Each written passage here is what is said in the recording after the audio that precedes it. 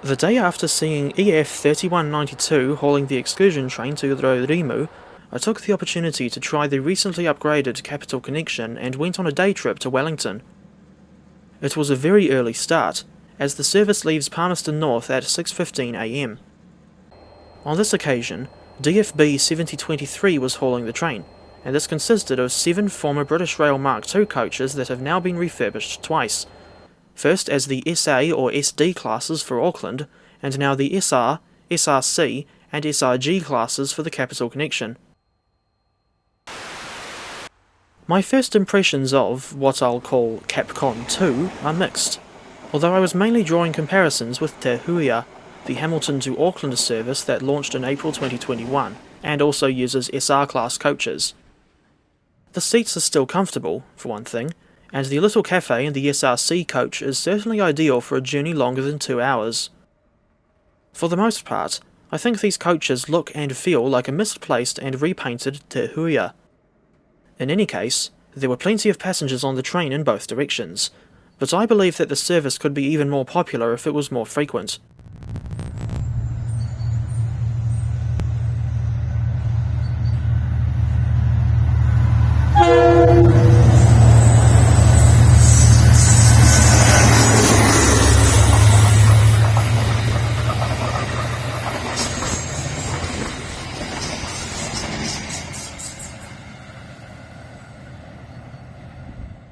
But there are some things that I don't like about these coaches, starting with the complete lack of luggage racks above the seats. Sure, there are luggage stacks at the ends of the coaches, but that's a pretty poor substitute if you don't have any luggage big enough for those stacks, and there's not much space around the seats if you've got a large backpack. As much as I like the seats themselves, I think a consequence of their generous size is the narrow central aisle, and don't even get me started on the train still only running once a day in each direction, and only on weekdays at that. As for the livery, it's nice that the old mid-2000s era wavy blue and grey, as I'll call it, was carried over to the replacement coaches. But the silver doors and yellow stripes on either side clash horribly with the blue, and I think this spoils the appearance of the coaches, although I suspect the doors had to be a different colour as part of disability regulations or something of that nature. The original Capital Connection coaches, which were just designated as the S class instead of the more recent SR variant, didn't have the differently coloured doors.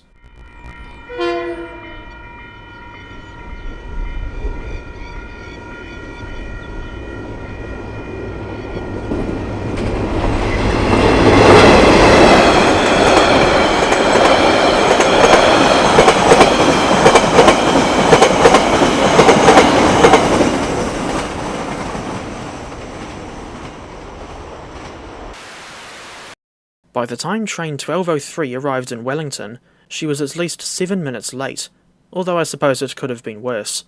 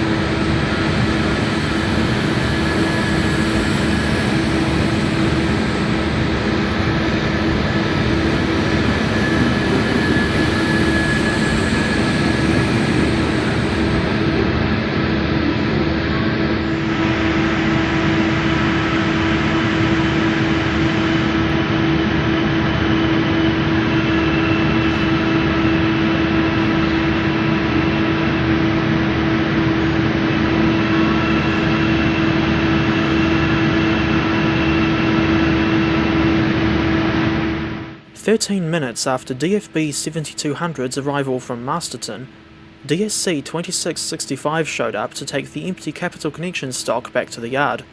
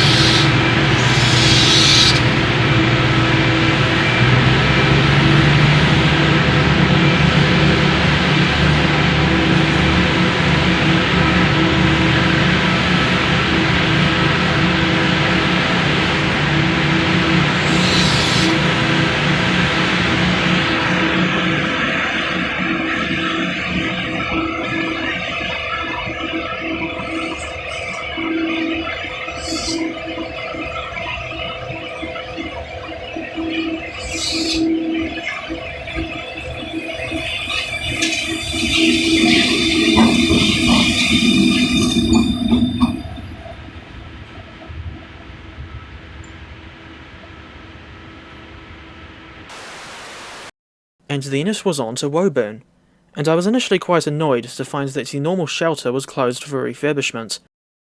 As for why I went to this particular station, it was to see the Q4 shunt going to and from Hutt workshops. Woburn is the junction for the short Gracefield branch, but the shunt has to go past the station on the northbound track and reverse through a crossover in order to access the branch.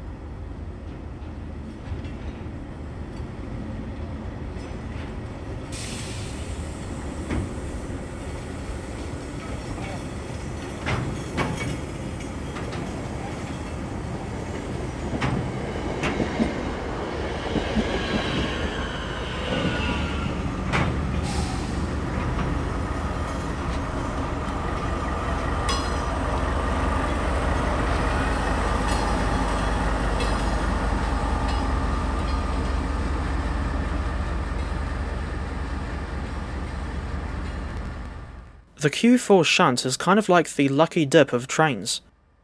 It's usually hauled by a DL, which doesn't really surprise me. And sometimes the DL will also be dragging a locomotive that's going in or coming out from an overhaul, be it just a regular northerner or a visitor from the South Island, while other times you'll only see a few wagons and nothing interesting at all.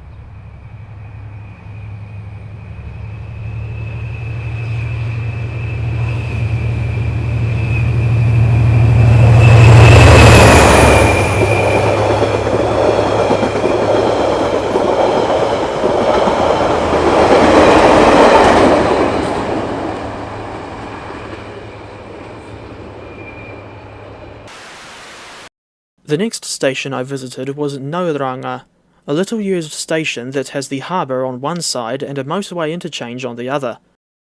Indeed, I didn't see any other passengers on the platform or getting on and off the trains for the whole time I was here. This station had the honour of being featured in...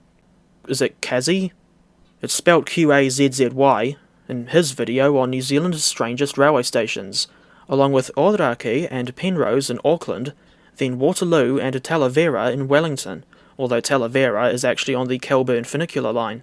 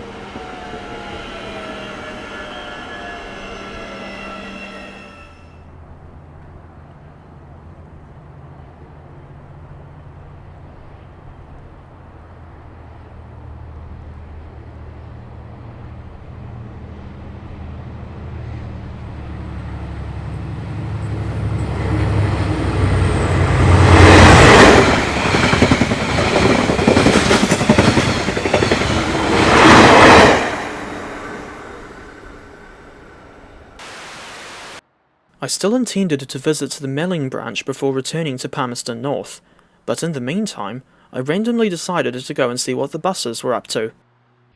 I caught the number 2 service down to the southern end of the Hataitai Tunnel, which was originally used by trams until the early 1960s, when it was rebuilt as a bus tunnel.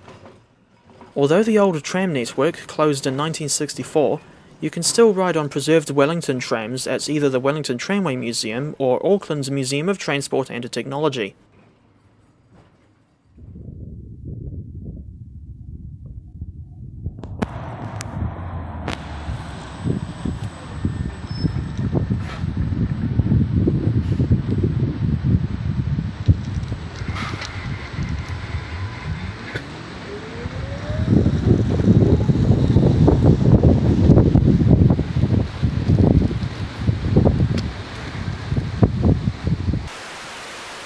Melling Station is the terminus of a short 2.99 km long branch line that leaves the Hutt Valley Line just north of Petone Station, with Western Hutt being the branch's only intermediate stop. It wasn't always a little branch line, as this used to be part of the main line to the Wairarapa, but it was downgraded to its current status in the 1950s after the main line was rerouted through the middle of the Hutt Valley. The section from Melling to Haywoods, now Manor Park, was closed as a result. Train services to Melling only run on weekdays, with an hourly frequency for off-peak and up to every 20 minutes at peak times. It only takes around 18 minutes to complete the journey from Wellington to Melling. The current Melling station is around 100 metres south of the original station site, and the branch is set to temporarily close at some point to allow for construction of the Riverlink Flood Protection Project. Apparently, a new station will be built 250 metres south of the current one, with the old 1950s-era building set to be preserved.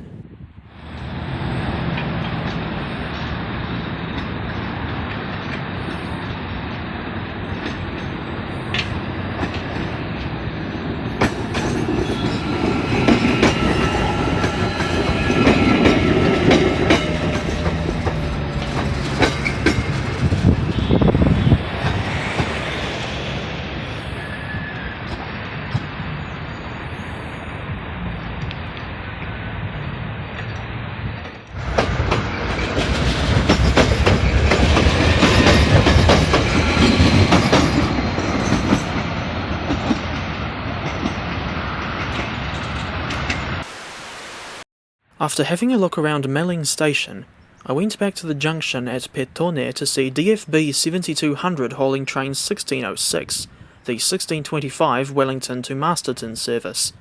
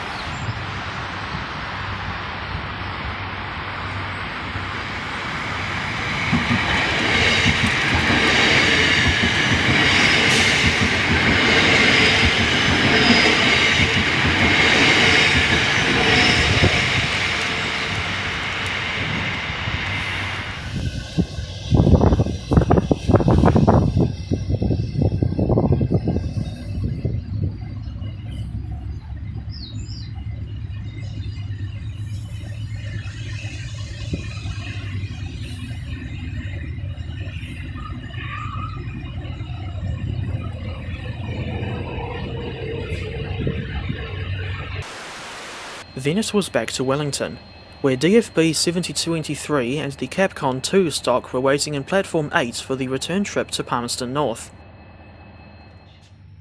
As we passed Thorndon Yard, I noticed DFB 7064 coupled to DL 9325, for whatever reason. This particular DFB is one of the more recent, if not probably the last, DFT to DFB conversion, having left Hut Workshops in May 2022. She's tied with 7008 and 7160 for being my favourite member of the class. DFB 7023 was around 10 minutes late upon her arrival back in Palmerston North. The passengers all disembarked, and the locomotive soon shunted the coaches back into the nearby siding, but why the train randomly stopped with the locomotive just past the signal was beyond me.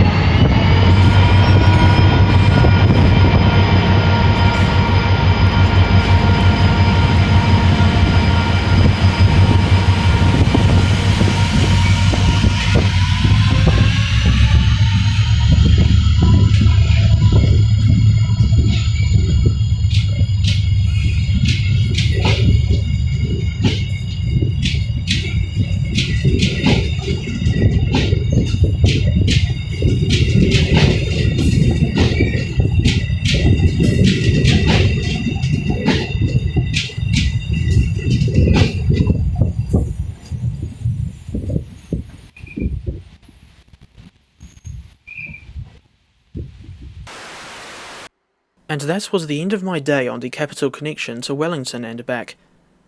In summary, the upgraded service is, as the pretenders would say, middle of the road. As for the city of Wellington itself, that was perfectly fine, especially if the weather was anything to go by, and the Matangi units are always fun to watch and to travel on, but I would have preferred to see something more interesting on the Q4 shunt than just a few mediocre wagons.